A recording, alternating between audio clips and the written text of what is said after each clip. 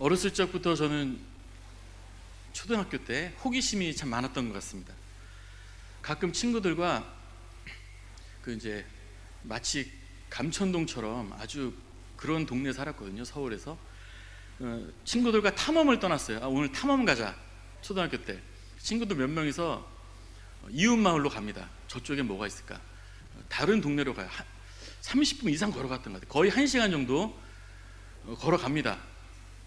이제 근데 문제는 다시 집으로 오려고 그러면 참 암담했던 기억이 아직도 나요. 그때의 그 불안함.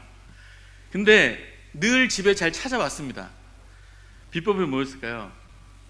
방향을 딱 정했어요. 그때 저 언덕 넘어가면 저쪽이 우리 집 쪽이다. 저 방향을 우리가 잃지 말자 하고 또 길을 떠나요. 집으로 찾아갑니다. 골목길, 감천동 비슷했어요.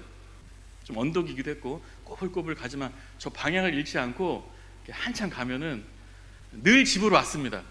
동네 근처면 참 기뻤던 기억이 아직도 나요. 안심이 되고 야 이제 살았다. 그때 전화기도 없던 때였는데 왜 그랬는지 모르겠습니다. 인생도 신앙생활도 마찬가지입니다.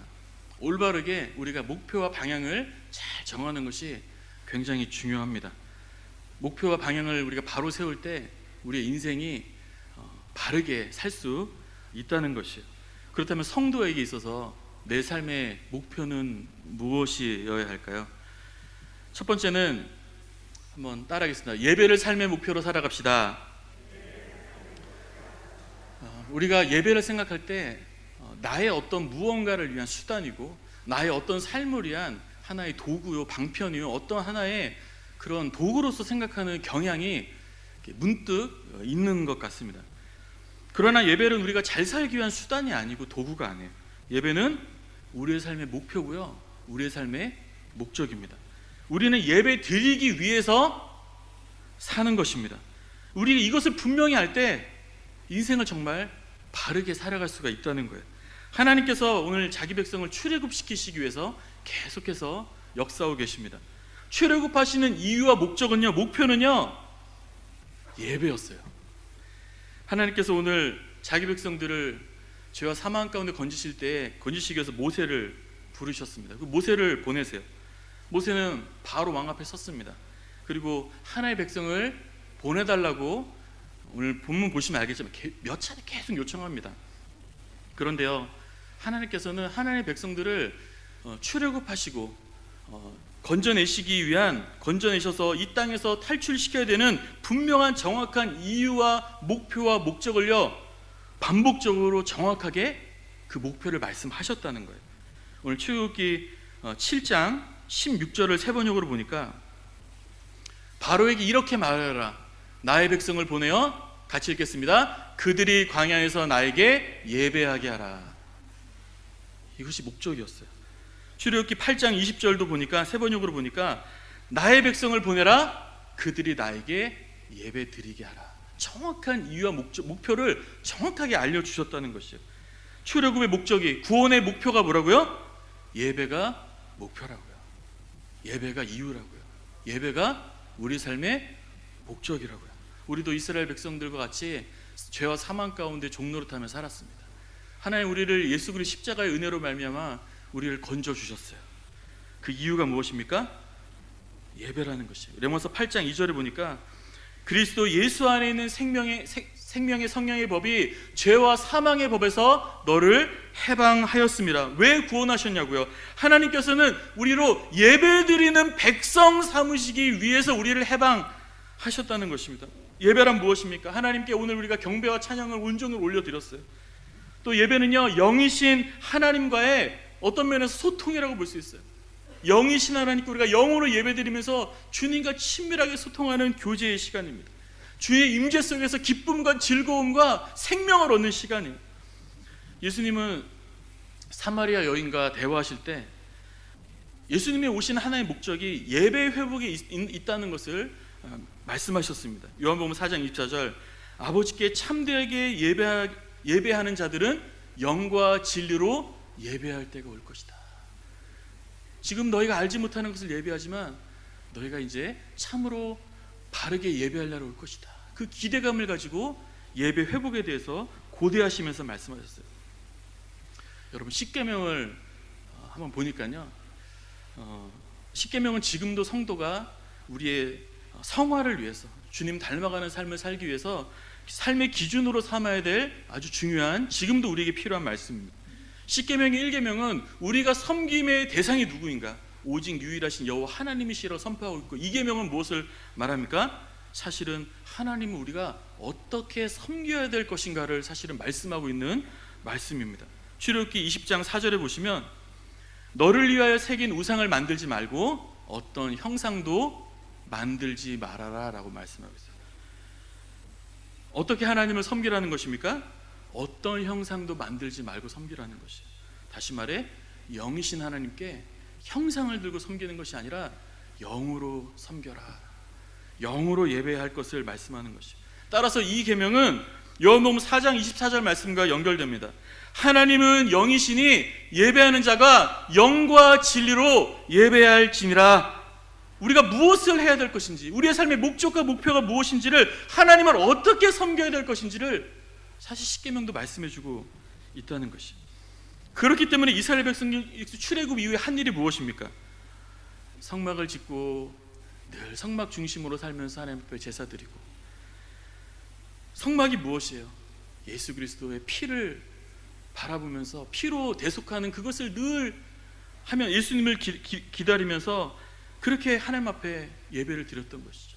참된 예배를 상징하는 것입니다. 예수 그리스도로 말미암는 하나님의 임재를 상징하는 것이에요.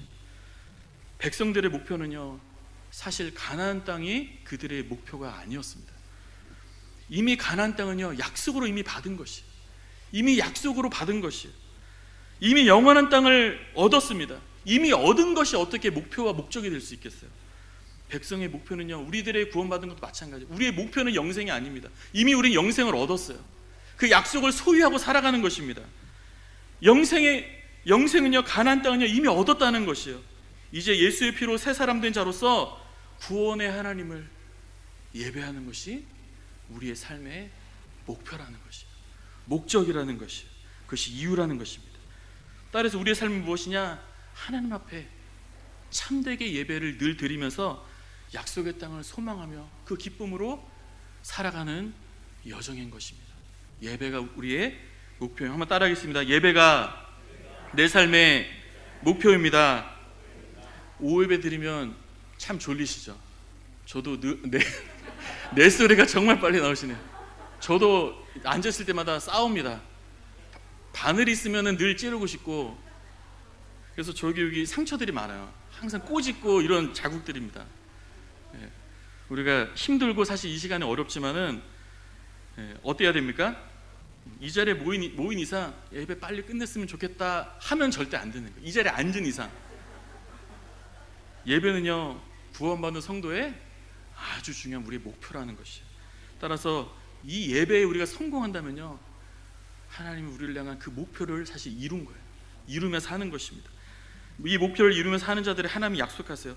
하나님을 섬기는 방법으로서 예배에 대해서 사실 가리키는 2계명에 이어지는 하나님의 약속의 말씀 보니까 출애굽기 20장 6절인데요. 나를 사랑하고 내 계명을 지키는 자에게는 천대까지 은혜를 베푸느냐. 이 말씀이 2계명에 바로 이어서 나타나는 구절이에요. 전체 문맥상 여기서 말씀하는 계명이란 예수 그리스도 안에서 하나님께 영으로 드리는 그 예배를 말하는 것이에요.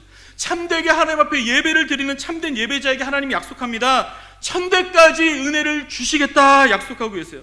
아브라함이 참된 예배자가 되었을 때 그 후손들이 계속해서 하나님의 은혜를 받았어요. 축복의 근원지가 되었어요. 다윗이 참된 예배자, 시편에 기록해 보시면 그가 얼마나 참된 예배자인지를 알 수 있어요. 참된 예배자가 될 때 다윗 때문에 그의 자손들이 복을 받았어요. 내가 다윗 때문에 너에게 복을 줄 것이다. 삶의 목표인 예배에 성공하시기를 주님의 이름으로 축원합니다. 그럼으로써 나로서 끝나버리는 축복이 아니라, 나 이미 축복 받았으니까 이미 끝나버린 축복이 아니라, 그래 더 이상 이어지지 않는 축복이 아니라, 내가 예배에 늘 목표로 두고 예배에 성공하심으로써 대대로 이어지는 하나님의 축복의 근원이 되시기를 주님의 이름으로 축원합니다. 두 번째로 한 가지만 더 살펴보면요, 예배를 목표로 살기 위해서 가지치기를 하며 삽시다라는 것이에요. 가지치기란 무엇입니까? 나무가 잘 자라려면 저는 화초를 잘 몰라서 잘 모릅니다. 그러나 가지치기를 잘 해야 된다고 하시더라고요. 불필요한 나무들을 잘라줘야 된다는 것이죠. 그래야 나무가 건강하게 잘 자랄 수 있습니다. 모세는 바로에게 가서 말했어요. 하나님께 예배 드려야 되니까 우리 백성을 보내주십시오. 근데 사단은요, 결코 우리가 예배 성공하기를 원하지 않아요. 원하지 않습니다. 바로는 대답합니다. 출애굽기 8장 25절에 너희는 가서 이 땅에서 너희 하나님께 제사를 드려라. 이상하죠? 어떤 면에서 예배를 드리라는 거예요. 예배 드려라 하지 말라고 안 합니다. 예배 드려라, 가라. 조건이 있다. 멀리 가지 말고 이 땅에서, 애굽에서 예배 드려라 라고 말하는 거예요. 애굽에서 예배 드리라는 거예요. 애굽이 어디입니까? 죄와 사망이 지배하는 땅이에요. 마귀가 장악하는 곳입니다. 우리의 옛사람이 머문 그곳이에요. 거기 머물러서 거기서 예배 드리라는 것이에요. 마귀는 오늘 우리에게도 유혹합니다. 예배 드려라. 그러나 여전히 게임에 중독된 상태로 가지고 예배 드리라는 거예요. 너희 마음을 사로잡는 그 옛 습관 그대로 가지고 예배 드리라는 거예요. 너희 머릿속에는 다른 생각으로 가득 찬 상태를 가지고 그냥 예배 드리라는 것이에요. 그렇게 예배 드리면요, 여러분 어떠세요? 예배 실패할 때 어떠셨어요? 예배는 드리지만 마음은 딴 데 있는 거예요. 생각도 딴 데 있는 거예요. 그 예배가 하나님 앞에 예배일 수는 없습니다. 젊었을 때 물론 잘 못했지만 당구를 쳤던 기억이 있습니다. 물론 지금도 잘 못 쳐요. 지금 요즘은 갈 기회도 없고, 정말 다른 분이 하신 말씀대로 누우면 진짜 당구 공이, 웃으신 분들은 그 포켓볼 구장에 그래도 한 번은 가보셨던 분들 같아요. 당구 길이 보입니다. 눈을 감으면 하얀색 빨간 공이 길이 탁탁탁탁, 진짜 그렇더라고요. 그것이 예배일 수 있을까요? 또 가끔 제가 죄의 유혹에 싸울 때가 있습니다. 평소엔 안 그러다가 가끔 성령이 충만하고 어떤 자신감이 생기고 어떤 칭찬이 따르고 할 때 사단은 언제나 저한테 찾아와서 저를 유혹해요. 저를 넘어뜨립니다. 뭐라고 말하냐? 너 옛날에 좋아하던 거, 그 옛 습관 다시 돌아가라. 저한테 그렇게 늘 유혹해요. 잘 될 때 그렇게 말합니다. 참 달콤한 유혹이에요. 근데 거기 휩쓸리면 여지없이 예배에 실패하더라고요. 예배 성공을 못하더라고요. 저 여러분이 버려야 될 옛 습관이 무엇입니까? 여러분 참된 예배자로 서기 위해서 내려놓을 것이 무엇이에요? 그것을 이 시간에 우리가 가지치게 할 수 있기를 간절히 바랍니다. 그러므로 온전한 예배를 회복하시기를 주님의 이름으로 축원합니다. 모세는 두 번째로 바로에게 말했어요. 이 백성을 예배하기 위해서 또 보내주십시오. 안 보내니까 또 이제 두 번째로 나중에 말했어요. 바로는 또 대답합니다. 출애굽기 8장 28절에 노란 글씨만 같이 읽겠습니다. 시작. 너무 멀리 가지는 말라. 네. 무슨 말일까? 예배 드려라. 좋다. 그래, 가라. 가는 거 좋다. 근데 어디까지 가라? 멀리 가지 말라는 것이야. 이것은 타협을 말하는 것입니다. 타협. 예배를 타협하는 것입니다. 적당히 예배 드리라는 것이에요. 적당히 하나님을 섬기라는 것이에요. 죄된 옛된 습관들 완전하게 끊지는 말고 적당하게 왔다 갔다 적당히 재라는 것이에요. 타협하자. 신앙생활 타협하자. 적당하게 우리 하자. 좋은 게 좋은 거 아니냐? 이미 구원받지 않았냐? 적당히 하자. 우리가 잠깐만 고개 돌리면 애굽이 눈에 보이는데 여러분 하나님께 집중할 수 있겠습니까? 정말 주님을 전심으로 섬길 수 있을 것 같으세요? 절대 안 됩니다. 절대 안 돼요. 절대 안 된다는 것을 짚고 넘어가세요. 안 됩니다. 그것이 오늘 여러분 마음속에 여전히 타협되고 있다면 오늘 가지치게 해야 합니다. 모세는 세 번째로 또 바로에게 보내달라고, 예배 드리기 위해서 보내달라고 요청합니다. 바로는 또 말해요. 이번에 뭐라고 말하는지 궁금하지 않으십니까? 출애굽기 10장 11절에 보니까 같이 읽겠습니다. 너희 장정만 가서 여호와를 섬겨라. 장정만 가서 예배해라. 어른들만 예배드려라. 애들은 놔두고 가라. 지금도 사단이 우리에게 똑같이 유혹하는 것을 아십니까? 아이들에게 강요하지 말아라. 아이들은 그냥 공부하게 둬라. 애들은 그냥 놀게 둬라. 애들 재촉하지 말아라. 아직 어리지 않냐? 애들한테 가르치지 말아라. 그들은 어리지 않냐? 그들은 놔두고 가라. 여러분에게 묻습니다. 아이들 놔두고 예배드려라. 이것이 가능합니까? 주님은 아이들을 결코 예배에서 소외시키신 적이 없으세요. 마태복음 19장 14절에 어린아이들 용납하고 내게 오는 것을 금하지 말아라. 예수님 말씀하셨습니다. 신명기 6장 7절에 내 자녀들에게 부지런히 가르쳐라. 부지런히 가르쳐라. 잠언서 23장 13절에 아이를 훈계하지 아니하려고 하지 말아라. 여러분, 아이들을 너무 무서워하지 마십시오. 아이들은 우리에게 책임이 있습니다. 신앙 안에서 우리가 가르쳐야 될 책임이 있습니다. 그래서 아이들 우리에게 맡겨주신 거예요. 철저하게 가르쳐야 됩니다. 어렸을 때 매를 들어야 되면 들어야 돼요. 이 뒤에 보면 매를 들어도 죽지 않는다. 주님 그렇게까지 말씀해요. 무엇을 훈계해야 됩니까? 예배를 정확하게 가르쳐줘야 되는 것입니다. 예배 생활을 정확하게 알려줘야 되는 것이에요. 어떻게 아이들을 훈계합니까? 함께 예배 드려야 합니다. 예배 드릴 때 데리고 나오세요. 저도 예배 드릴 때 가끔 아이가 옆에서 잡니다. 눈치가 되게 보여요. 뒤에 성도님이 어떻게 생각하실까? 별 생각이 다 들어요. 근데 자도 오라고 합니다. 가끔 딴짓하고 하지만 점점 예배가 되고 있는 것 같아요. 함께 예배 드려야 됩니다. 또 하나는 무엇일까요? 하나님께 어떻게 예배 드리는 것이 진짜 예배인지를 여러분 보여주셔야 돼요. 사실 제가 머릿속에 늘 과거에 대한 잔상이 있어요. 어떤 잔상이냐? 진짜 예배 드렸던 할머니가 제 머릿속에 박혀 있습니다. 진짜 예배 드렸던 제 어렸을 때 그 목사님이 머리에 박혀 있고요. 진짜 예배를 드렸던 어머니가 제 머릿속에 각인이 되어 있어요. 예배가 뭔지 알고 있습니다. 초등학교 때요, 그때 뭘 알겠어요? 그때 전 알았어요. 아, 할머니가 진짜 예배가 다르네. 야, 저분은 진짜 예배를 드린다. 전 알았어요. 어머니 기도하시는 모습 보면서 야, 우리 어머니 진짜 예배자시다. 저는 알았어요. 그거 안다니까요. 사랑하는 성도 여러분, 자녀들을 애굽에서 끌어내기 위해서 우리가 먼저 진정한 예배자, 이것을 목표로 두고 예배자 되시기를 주님의 이름으로 축원합니다. 마지막으로 바울이 네 번째 모세죠. 네 번째 바로에게 요청했어요. 예배 드리기 위해서 백성을 보내십시오. 이번에 바로는 뭐라고 대답했을까요? 출애굽기 10장 24절에 보니까 노란색만 읽어볼까요? 시작. 너희의 양과 소는 머물러 두고 갈지니라.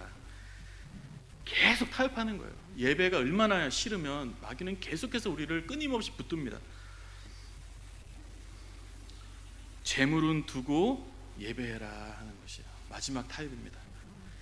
이것은 어떤 이유일까요? 너희 몸만 가서 예배드려라. 너희 마음만 정성껏 예배드려라. 재물은 드리지 말아라. 별게 아니냐. 그것은 갓기가 아니냐. 재물은 놔두고 가서 예배드려라.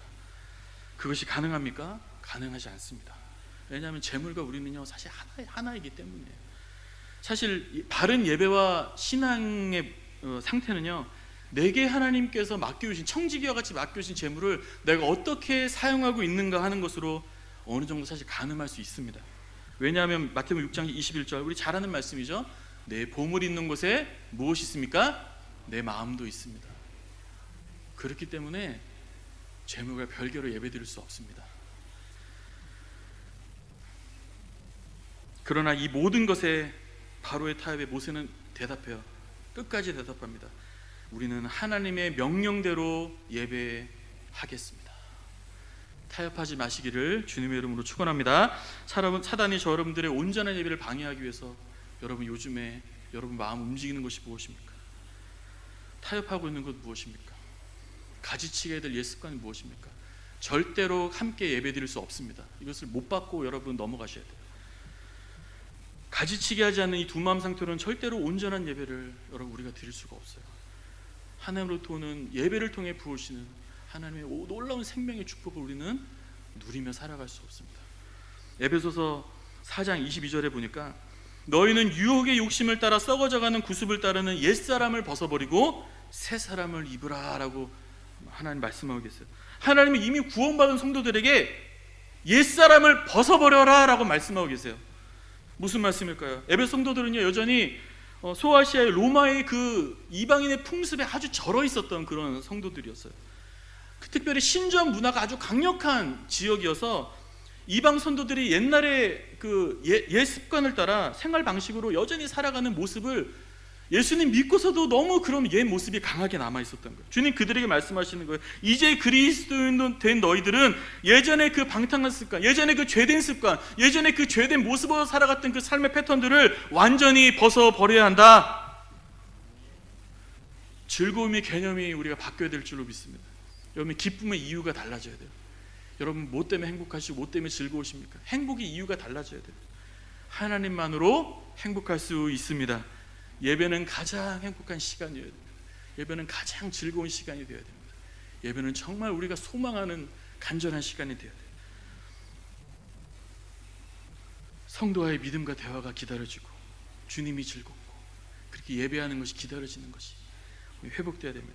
예배를 회복하지 못하는 것을 버리십시오. 그리고 하나님 앞에 영광스러운 주님이 꿈꾸시고 목표하신 그 예배를 우리가 목표로 삼고 회복하며 살아가시기를 주님의 이름으로 축원합니다. 기도하겠습니다. 살아계신 하나님, 은혜를 감사합니다. 죄로 말미암아 주님과의 관계가 모든 것이 끊어짐으로 주님을 알 수도 없고 주님을 경배할 수 없는 상태에 살았던 우리들을 하나님의 전적인 은혜로 죄와 사망으로부터 우리를 건져주신 하나님 아버지 찬양과 영광을 받아 주옵소서. 하나님, 우리를 건져주신 이유와 목적은 예배인 것을 고백합니다. 주님께 경배하고 주님과 교제하고 소통하고 주님이 위에서부터 부어주시는 그 은혜를 누리며 맛보며 살아가는 것이 우리의 삶의 목표인 것을 주여 이 시간 알았고 하나님 고백합니다. 예배자로 살게 하여 주옵소서. 예배가 수단이나 방법이나 도구가 되지 않고 사역이 우리의 목표가 되지 않고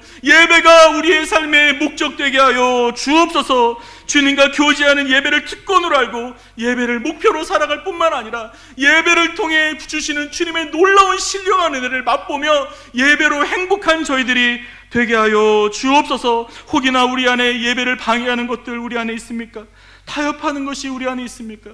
우리는 연약하여서 수시로 타협하고 있음을 주님 자백합니다. 하나님, 그렇지만 그럴 때마다 우리의 삶의 방향을 돌이켜 온전한 예배자로 날마다 서게 하여 주옵소서. 적당히 예배드리는 예배자 되지 않게 하시고 하나님, 온전한 예배를 주님 앞에 올려드리는 저희들 되게 하여 주옵소서. 자녀들에게도 예배를 가르치는 것을 타협하지 않게 하시고 남의 눈치 보지 않게 하시고 아이들을 겁내지 않게 하시고 예배가 무엇인지를 알게 가르치고 보여주는 그런 진정한 예배자들 되게 하여 주옵소서. 참된 예배로 말미암아 행복하고 예배의 기쁨을 누리며 이 땅을 살다가 하나님 나라에서 영원히 아버지 예배드리는 기쁨을 누리며 살아가는 저희들 되게 하여 주옵시고 참된 예배자로 예배 드릴 때마다 하나님 천대까지 은혜를 베풀어 주시겠다고 약속하신 그 약속의 말씀이 우리 안에 실현되는 것을 경험하며 살 수 있도록 우리를 축복하여 주옵소서. 감사드리며 예수님의 이름으로 기도드립니다. 아멘.